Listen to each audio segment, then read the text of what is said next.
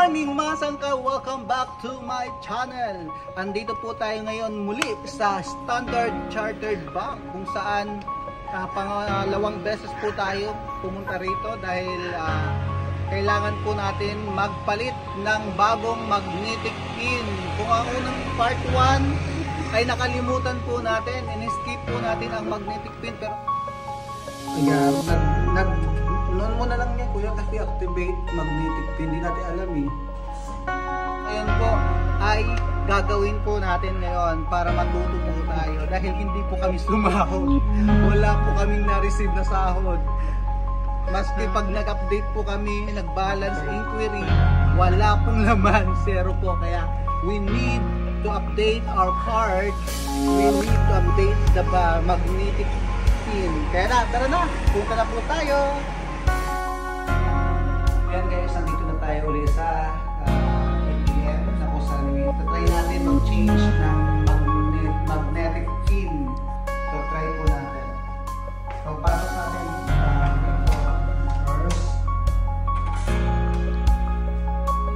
Nag-update tayo ng ating debit card. Tapos nag-update tayo ng bagong IC card dati. So yun ang gagamitin kasi ayaw na-activated na po yun. Then after doon, punta po tayo doon sa other services. Yan. Then dito sa card validation. Card validation. Tapos yan, please select transaction. Dito pa rin tayo sa card validation.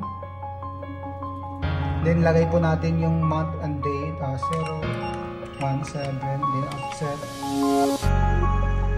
Then yung validation number, yung ERC po natin mga sangkay 88070. Then enter.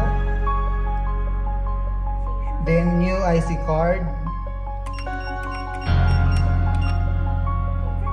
Another.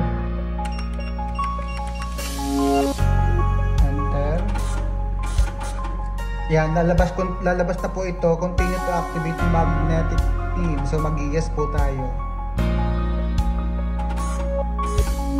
So yan, please enter preset magnetic pin, yung dati nasa sa papel. So lagay po natin. Enter. Then yung magnetic pin.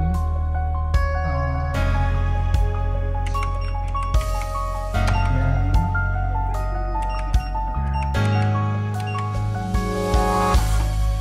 So yun, ganun lang ginawa natin. Yeah, transaction complete. Please take your card. So yun po.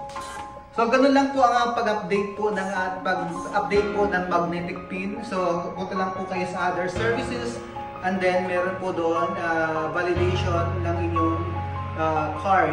Kaya yun lamang po mga sangkay. God bless you.